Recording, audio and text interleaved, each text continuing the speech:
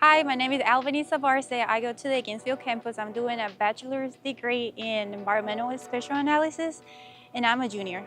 On campus, I'm involved in Students for Environmental Awareness. I'm a tour guide.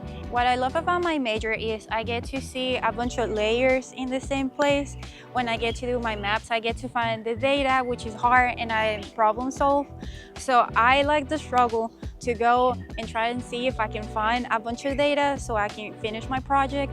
Even though I don't like AutoCAD, I feel like I have been starting to like it as the semester goes by because it's so hard. I just don't understand 2D, but now that I get to do it pretty much every day, now I understand and I feel like I like the feeling of like, I think it's like a reward of like working hard to like get something. And I love my major because I love the environment, I love to be outside, and I think more people need to be aware of what is going on about like climate change and stuff like that. So my advice for upcoming students will be always ask questions, always. And even if you are not sure about like raising your hand in class or like asking for help, I say just do it. Because at the end of the day, the professors are gonna look for students that are like doing the extra step. And you want to be that student because you wanna have all the help that you can get. So what comes next for me will be graduating from UNG with my bachelor's.